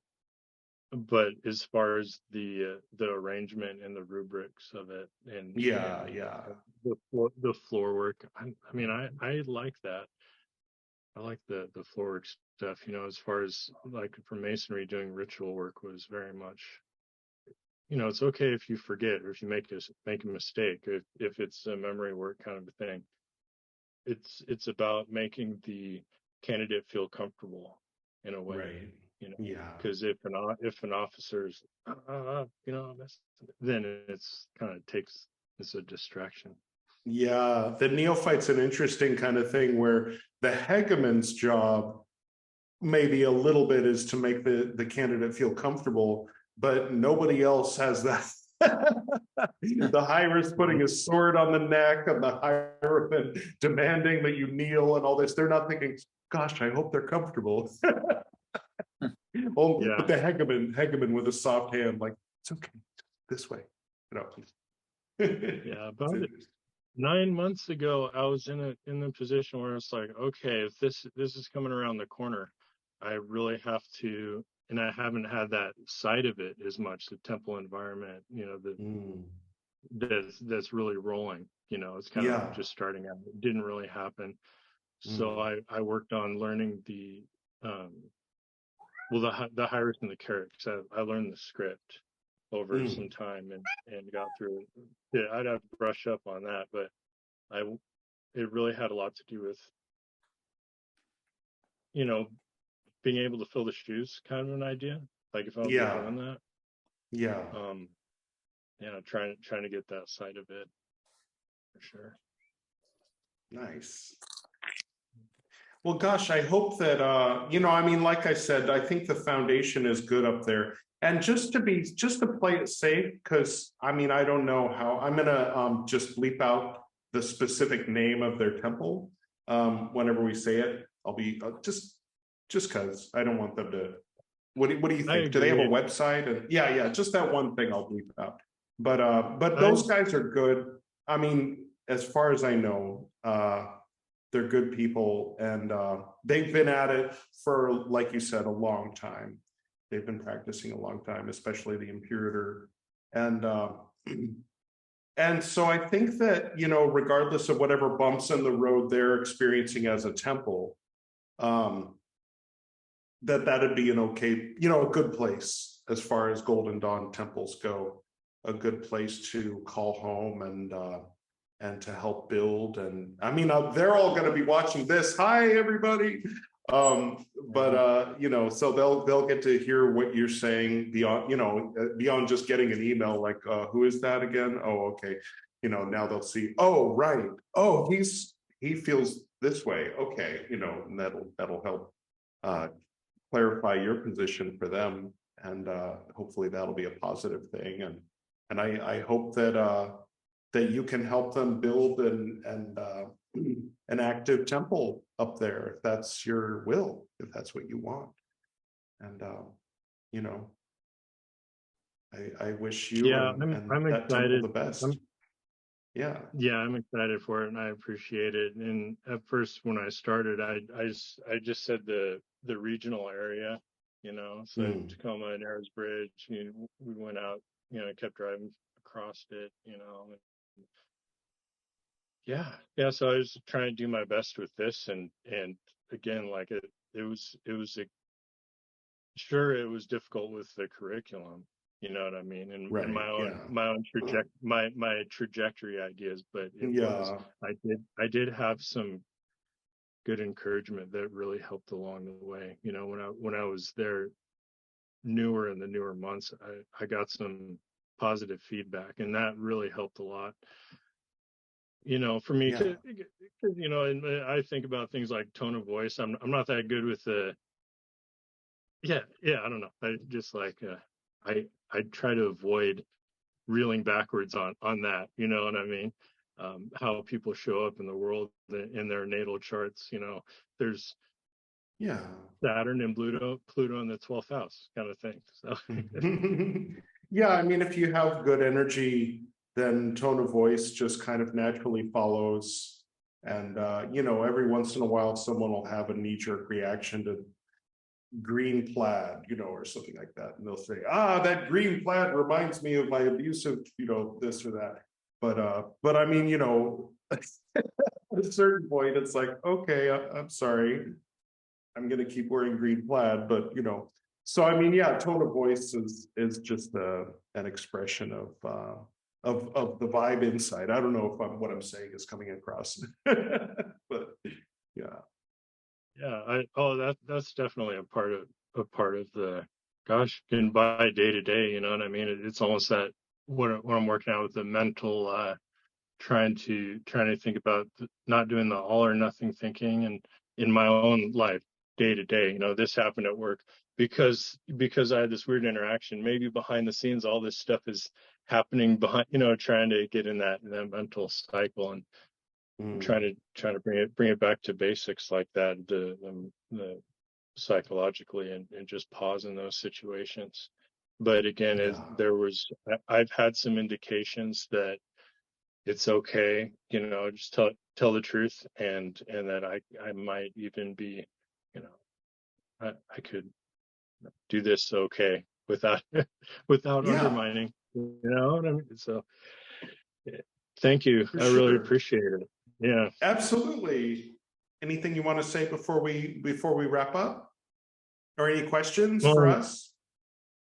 Yeah, questions. I actually just sort of I re-listened to you talking to I forget the name exactly offhand, but it was talking about what's coming next and what could potentially be coming next. Not to be presumptuous, but in 5 = 6, and really I think as far as in those regards, I actually just listened to you sort of going over that. The experience of that and how that happens. I guess I would go, the idea of this path is this knowledge and self growth, and also trying to think about what is that book of nature, reading the book of nature and having a visceral experience with that, and the macrocosm being one with the microcosm. I guess those are the kinds of things I'd be interested in, and anything about that possibly. Do you have any thoughts, Joe? Are you asking about, if I understand you correctly, you're asking about what it is like to be an Adeptus Minor in studying the Book of Nature? Is that right? Well, what I meant by that is a little bit more sort of the Gnostic visceral experience of it in that alchemy. How did it feel? What was the transformation internal of that like, and the growth of that, say after the initiation, and in the weeks after, the time to come, how was that different possibly? So you're at, okay. So I always, before I answer a question, I always like to make sure I understand the question, because honestly, I'm a little bit dense when it comes to understanding questions. So you're asking more kind of what was the experience in the in the weeks to months after taking the Adeptus Minor grade. Is that right? Mm-hmm. Yeah. Okay. That's an interesting question. There's two different, to me, so in Adeptus Minor, a couple things happen. First of all, it's sort of this, this is a bad way to put it, but you're almost graduating in a way, because you've gone through all these elemental grades, and then you've gone through Portal for a time, right? And Portal's important to talk about, because Portal is kind of this will. It's the grade of spirit, right? So it's a grade where you start to experience the inner alchemy in a more elevated and a more intense way. And in Adeptus Minor, it's kind of this time where like everything kind of like ties all together, right? So it's a solar grade. So it's this time where like all of the microcosmic tools that are now at your disposal, you can now inner tools, all of the inner forces that you've been working with, well, now you can wield them, right? And so part of that first part of being an Adeptus Minor is actually building out like all of the tools that you're actually going to use to wield the forces before you. And honestly, with that part of it, it just felt like I was just sort of like putting a dot on an I and a cross on a T. In other words, as all these different tools were being built, well, I honestly didn't find that it was a very transformative experience to make those tools, because I had already done all the I felt like so much transforming had already been done that when I was making this thing, okay, just have this thing now, I'm going to use it to so like, when in the order that I was in, the pentacle was actually made in the Zelator grade, and I don't know how that is in other orders, but because sometimes it's made in Adeptus Minor. Well, I had made my pentacle in Zelator, but then when I became an Adeptus Minor, I remade all of my elemental tools. And so that part of it was there. I started to explore like a lot of the more advanced Adeptus Minor stuff. So I started to explore like, there was this huge like Enochian period. There was like coming up with different ideas concerning zodiacal forces, coming up with ideas on how to like astrally evaluate natal forces. That was a big Adeptus Minor project of mine, was looking first at my own birth chart and looking at, okay, well, I know, for example, that, my Mars is in Leo and it's in the 7th house, but what exactly does that mean? Like, first of all, what does Leo mean to me? What does Mars in Leo mean to me? And what does having that stuff in the 7th house mean to me? And I really couldn't find any like solid answers for that stuff until I looked at it myself, until I actually started to construct a way to invoke Mars and Leo, and then sit in there for a time and discover what it is to you. So I had like lots of Adeptus Minor projects like that. Okay, I'm kind of rambling here. The first part, so that was all like the microcosmic continuation, right? This like, okay, now we have this system and now we're going to wield this system, hooray. And there was like a lot of like, there's like a lot of like solar sort of work too. That stuff was cool, but looking back on it, that wasn't the crucial part of it. It was important, but it wasn't the most important thing. I think the most important thing in that grade was starting to interact with the macrocosm. Mm-hmm. It was starting to act as an adept, so starting to be a teacher, starting to have relationships with other inner order members. And I hate to say it this way, but probably the most important part of that time was getting frustrated with other people. Mm. That was the most important part of being an Adeptus Minor, was being frustrated with other people. Because at that time, the friction that you're feeling in you is you changing as a result of your relationship with somebody else. That was the most important part of being an Adeptus Minor, because it was starting to show me how to have relationships with people.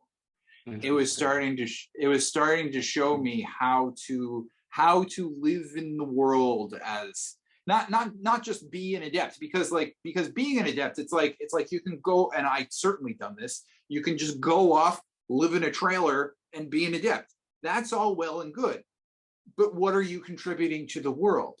And moreover, if you want to know what's in the book of nature, what's in the book of nature is what's sitting in front of you right now, you know, and your frustrations with that, and your you know, the disgust that you feel, and all the negative feelings that you feel about other people, those things all come up in Adeptus Minor, and it's time to it's time to live with them, and it's time to experience that inner alchemy in the elemental grades and in portal grade. It blossoms in Adeptus Minor, and it becomes this sort of this dynamic that continues to grow and continues to grow. So yeah, so you asked about like the weeks and months after the Adeptus Minor grade. I think it was a lot of, oh, now I have all these cool tools to use, boom, boom, boom. And then like all of these politics happen, and it's like, what am I going to do with this stuff? What do I do? I'm not a trained psychologist. I don't know what to do. All of that feeling and all of that anxiety, that's all like the juice of being an Adeptus Minor. Yeah. Yeah, I always would say that, yeah, my favorite time was Portal, I think, because it's sort of like, the anticipation of a thing. You know, how sometimes it's better or worse depending on what the thing is. Like if you have to go to court, then the 3 days leading up to the court date can be agonizing, where the court date goes by in 15 minutes. You're like, I can't believe I spent 3 days of my life, you know, like suffering because of that, you know. But with me, I mean, I think because Portal, I was mostly on my own. I mean, I had people around and I was doing temple work, but I wasn't being micromanaged by the chiefs. And so I was finding my own way, involving like Buddhism, Christianity, and LSD, and meditation, and staying up all night, you know, meditating with my robe on, and really finding this beautiful sort of gnosis experience on my own, you know. And then the initiation was, of course, mind-blowing. But immediately afterward, then it's like, okay, now you're in. Now you have these responsibilities. Okay, we'll see you Sunday. You do this, do that, and like you said, it's yeah. I mean, at the same time, it's like, congratulations, you have all this power. Now do what I say, you know. And so, you know, and so for me, yeah, that whole first year, I was just thinking about it. Because for me, my initiation was January of 2000. So I'm thinking like, what was 2000 like for me? And I always joke with my wife, Priyal. I live here in India, and she's familiar with like American pop culture and music all through the aughts and the teens. I missed all that. And I always just, you know, please, sorry, I was in a cult. I have no idea who any of these people are or what this music is or anything. You know, I just, everything after the 90s, I was just like, tuned out, you know. I was listening to Enigma and Audiemos in the temple, you know. But so by the end of 2000, I had a full year. And then at the end of 2000, I went through a sort of act of rebellion, where I disobeyed in a big way. You know, my teachers. And similar to what Joe was describing, that was kind of, I mean, and I'm not condoning, I mean, you know, it's just to kill an unjust king, right?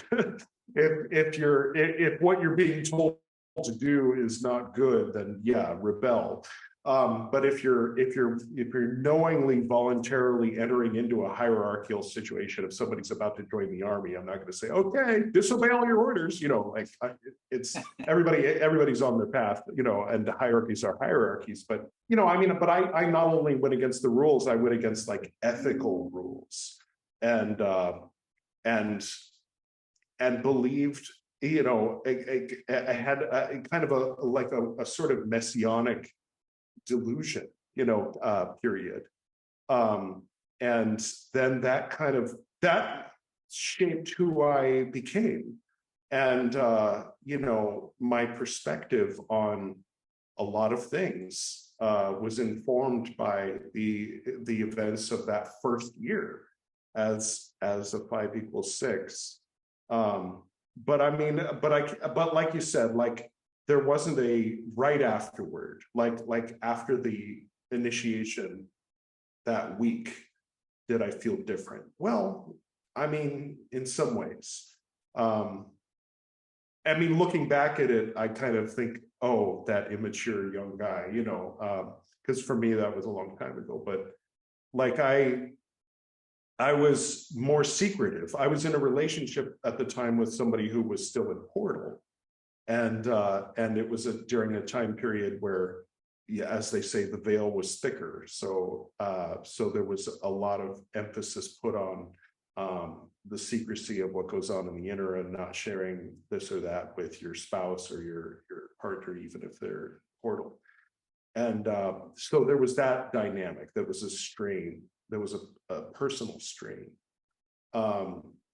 And it's you know, the ego is quite a thing. And, you know, the person who says that they don't struggle with their ego is the person whose ego is taken over entirely, generally, you know. And so like Joe was saying, if somebody's getting on my nerves, then I can, in the moment, I'm reacting to them. But later, when I'm meditating and kind of up into, you know, sort of a higher self perspective, and reacted badly. It said that because Edward ego has these values, and Daniel ego has these values, and Edward is convinced that his values are correct, and Daniel is convinced that his values are correct, and they're incompatible, you know, and you know, like someone who thinks that, well, if Jesus were alive today, he'd definitely be a Republican. And someone's like, no, I think he'd be, you know, like people have their very solid fixed ideas about the nature of reality that are incompatible. And that was one thing that the order would take all these people and just throw them together in one group and have them be officers together. And I mean, that's quite a magical thing, you know, when you have the Hieris and the Hegemon and the Carricks are all kind of have different philosophies and worldviews, and yet there you are in God form working together, and you kind of like set that all aside for the moment, and that's a beautiful muscle to be able to exercise, and it kind of leads eventually to like the idea, hopefully, of the Rose Cross, where all the forces, where if somebody says, "Oh, what sign are you?" I say, Aries, Taurus, Gemini, Cancer, Leo, Virgo, Scorpio, Libra, Sagittarius, Capricorn, Aquarius, Pisces. You know, it's just all of the above. Sphere of the zodiac, you know, rainbow. What's your favorite color? The rainbow, you know. Oh, you're into LGBT? Well, yes, but that's not what I'm referring to now. You know, like I'm talking about, you know, this, the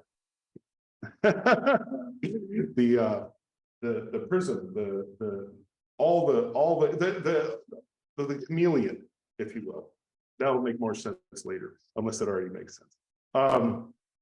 So, gosh, yeah, I mean, and so a lot of things I think unfolded over the year that followed after after that 5 = 6 initiation, and the initiation itself was pretty mind blowing. Yeah, it's hard to put my finger on exactly, you know, the difference afterward or before. And there's experiences I had before my 5 = 6 initiation, like you were saying about feeling the grade of Philosophus come on while you were still in practicus. I think I had a little bit of that too, with certain experiences I had in Portal that were just between me and the night sky at 2 a.m., you know, with everyone else was asleep, and powerful moments that were as powerful as my 5 = 6 initiation, some of them. And like when my name came to me, in the way we did things back then, and I assume the way they still do in that same lineage, is you choose your name. When you're in portal, one of the things you do is you commune with your own higher self and find the name that will guide you from that point forward. So as a neophyte, somebody else does it. As a neophyte, it's divine for you by the Cancellarius, or that office. And then when you go into 5 = 6, you choose your own name, the name you never share with anyone who's not in 5 = 6. Mine's Verbum Excellentio. See, I gave myself permission when I became a chief. Never mind. No, but yeah, that name came to me in a very powerful experience that I had while I was still in portal. So I think it's a blurry line. It's a blurry line for me from Philosophus. Because when I think of Philosophus, you know, the cross of corrosion outside of the sun, and that's like the temple, the 4 elements in the 4 directions, and then the elusive vault is like beyond that eastern altar in a space I can't reach, beyond the eastern wall. And so there's that distinct feeling of being in Philosophus, and then going into the 5 = 6, you are now beyond the eastern wall, and there is no longer a cross of corrosion behind you. It's all folded inward and unfolded in the form of the vault and the rose cross and everything. So yeah, it's all very beautiful symbolism. That, I mean, the human element and the group human element, on one hand, I could say can spoil it, and it can if it's bad enough. But it's also part of it, because while we're in, like I'm about to quote the Zealotar initiation, while we're in this world, we are in a wilderness far from the garden of the happy. Or like, now, I mean, as you might have noticed from my surroundings and from seeing other episodes, my main focus right now is on a Buddhist path. And Lord Buddha, the first noble truth is the wheel of life is in suffering. Like there's needless suffering involved in living, and so that's just something to accept. And so in a group, that comes often in the form of personality clashes and those kinds of frictions like Joe was talking about. And so yeah, I don't know if I said too much or not enough or what, but yeah, those are my thoughts on what it's like after the 5 = 6 and the microcosm macrocosm merger. That's something that that fascinates me today. And I mean, there was one very honored soror who was a psychologist, and she always would point out, well, that's called solipsism, or that's called, like when there's no difference between you and the universe, or you and God. Like, no, there's supposed to be a difference. Like, yeah, I know, obviously, but there's different levels to it, or there's different ways of experiencing something that could be described in the same way. And it's kind of useless to put it into words at a certain point. Like, realize that you are, an aperture through which the universe is experiencing itself, or that you are Adam Kadmon expressing himself at the tip of one of the hairs of his own beard, or something like that. And it's something that as soon as you start talking about it, or as soon as you start trying to share that with others, then it's sort of like there isn't really anything there to give to another person or to communicate with another person that doesn't contradict itself or collapse in on itself. It's one of those things where it's actually better to keep it silent and just be still and know that you are God. Like it's very much a lived reality, right? I agree that you're not going to know, you're not, to an extent, like, well, with all these things, it's like until you're in the grade, you don't really know what being in the grade is actually like for you. You know? Yeah. Awesome. Gosh. Yeah. Thank you. That was great. Absolutely. It was nice meeting you, and I hope that we can stay in touch. Yeah. And That'd be awesome. Yeah. Yeah, and we'll check in again in a couple of years or less, and see if something new's coming up and how it's going. I like the nutsack green you got going with the portal white energy. Oh yeah. Oh yeah. Yeah, I was trying to look for something. This is light and it's pretty bright. You got the black boaz on your right shoulder and the white door over your left shoulder, so everything's very Oh yeah, I did very notice alchemical. that it's like sort of cracked open. I was like, well, I won't close it. When I came in here, that my wife's Yeah. Yeah. Very nice. Awesome. Well, I really appreciate it. Yeah. Yeah, certainly. Thank you for coming on the Esoterinerd podcast, and blessings to you, brother. Wow. And give my love to everyone up there in the Tacoma area. Yeah, thank you. I will. Have a good day. See you, Scott. Take care of yourself. Yeah. Thank you. Bye. Okay. Bye.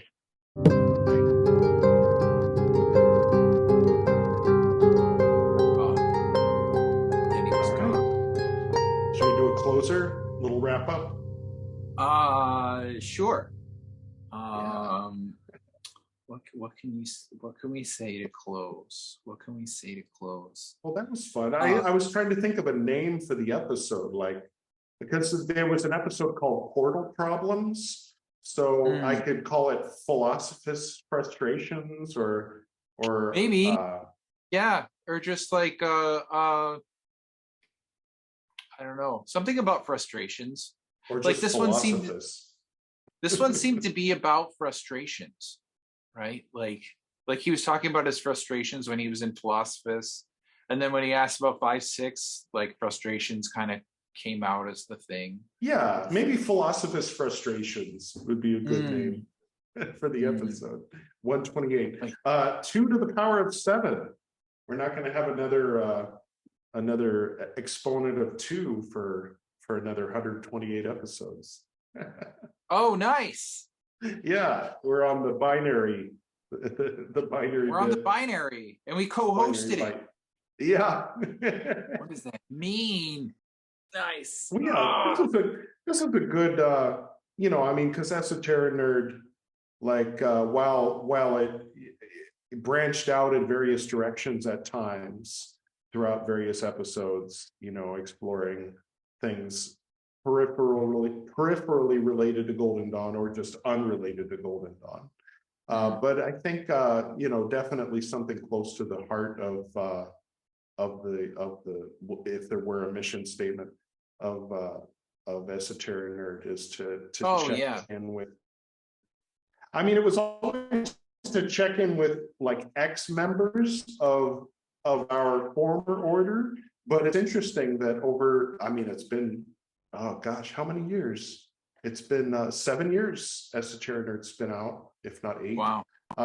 So yeah, checking in with the folks who are active in the lineage or lineages that cousin lineages of ours, or descended, really. I mean, this is like our, because especially after you had left, that order that you left became many others. And then some of them separated, came back together, separated again. Some went that way, some went that way. So all of them are from the order you were in. Where from my vantage point, some of them start to look like cousins, because I was always there at ISIS, and then kind of seeing how things are progressing here and there. More immediate cousins, more distant cousins, but all related. And then there's I mentioned the other day, I don't know if I should keep calling him Voldemort, but there was a lot of concern when some drama was happening. He alluded to it, but not in a way that was clear enough that it anybody would know what he was talking about unless they already knew about it. But basically, there was some drama, and some of it was surrounding whether or not there was still like a Voldemort current in one of the temples, and that's there's one school of thought where, like, for example, adepts that left that said, in order to purge myself of all that, I started over as a neophyte in Chick Cicero's order and worked my way up to adept. Now I'm no longer, I no longer have that taint, or no longer have that stain. But then from that vantage point, it kind of implies, or sometimes comes out and directly says, but in private messages, so that it's not something I'm not talking about anyone specific. Talking about his wife. No. Anyway, but yeah, no, just so that implies that if you didn't do that if you went through up to Adeptus under Voldemort, and then 20 years later, you want to establish a temple that it's got that Voldemort current in it. And that seems to be like a really disheartening thing that gets thrown around by people who want to diminish the temple, or perhaps rightly criticize it for having some of the negative trappings that seem very familiar from those days. And then for the people who are in those temples wanting to, clarify, no, we're not. That has nothing to do with it. No affiliation. Okay, well, what's your lineage? We don't have a lineage. Well, how did you come into exist? Well, we all come from different places. Okay, now you're just lying. Lying at this point, just admit it. But then people, I think people are too fixated on who's your guru, who's the master. Absolutely. I think that a lot too. I also think that like all of this is evolving, right? And like I don't know. I'm a big believer. I'm a believer in accepting, but not necessarily obeying your past. So I don't think that, and also I guess I feel like to fear someone's presence so much that you're going through all these machinations to disempower yourself. You're attracting it. Law of attraction upside down. Yeah, pretty empowering. Exactly. Yeah. And if you're really that concerned with it, then I guess like this is kind of like my approach to such things. Like if you really want something to go away, then you ignore it. You ignore it while being vigilant towards it. Does that make sense? Yeah. Don't do anything. Don't do it. I guess like Hippocrates says, first do no harm. And sometimes if you push too hard in the other direction, well, now you're reinforcing that belief. I don't know. I mean, like with. But also, like with this sort of thing, it's like you have to. I mean, honestly, like throughout like any magical journey, like to me, one of the most important things is to know how to dance. Is to know how to, like, okay, we're in this situation. We're going to accept our situation, and we're going to do something. We're going to do something now, right? Even if the only thing you can do right now is not to take any of this too seriously and to keep yourself mentally healthy, that's what you need to do, Yeah.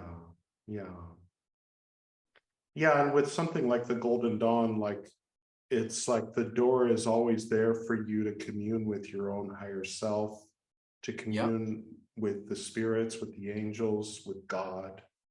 And I mean, every time you do the middle pillar, you're supposed to see the material world shrink down to a little sphere below your feet, and you get bigger than the universe, bigger than all the galaxies, bigger than all this, and reach outside the universe in order to draw and say Ata.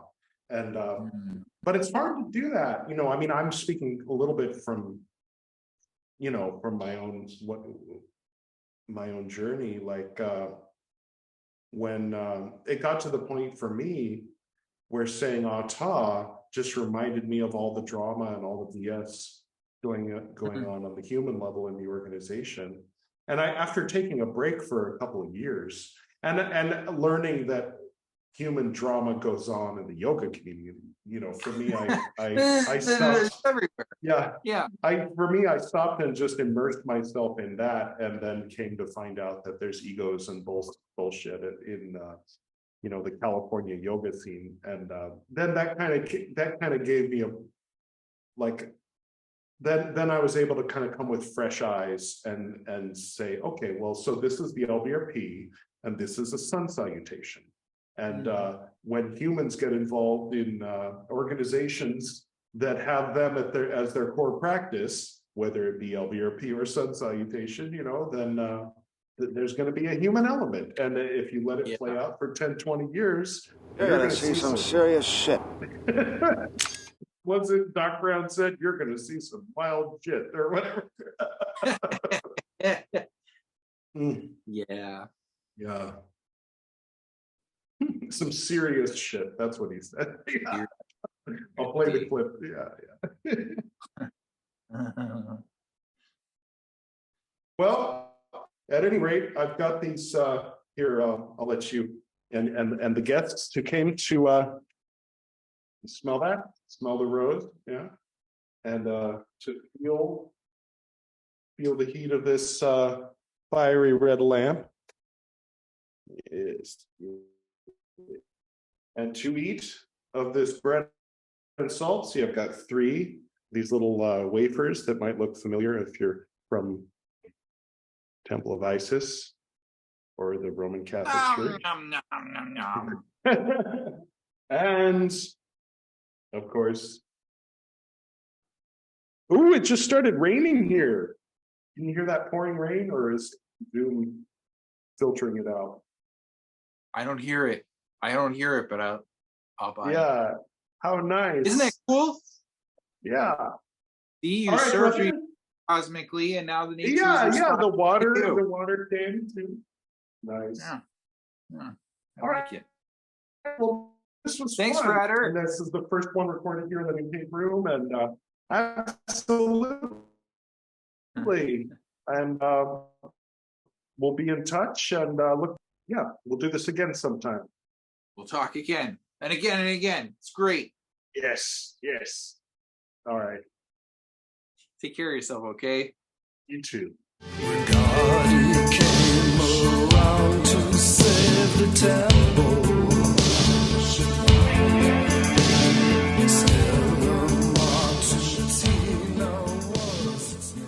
thank you, honored Frater MC, for being our guest today on the Esoterinerd podcast. Special thanks to Joe Zabinski for being my co-host for today's episode. Special thank you also to Susumu Ueda, as well as his father, and the other monks at Jofuku Inn on Mount Koyasan for the music you're hearing right now, the same track that starts every Esoterinerd episode. Special thanks to Camille and Kennerly for the harp transition into and out of the interview itself. And special thanks to Brian Dahl for the intro and outro music to Joe Zabinski. I would like to invite those of you who are watching the YouTube version of this to see if you don't want this to end and you like seeing my face and hearing my voice, but you don't mind if the robe changes a little, then go ahead and click here, and I'll wish you well. And what they just clicked on was the 100th Tipitaka recital. This is the Tipitaka behind me, the scriptures of the earliest Buddhism, the English translation of the Pali scriptures. And that was the 100th episode of Tipitaka, in which I present a rogues gallery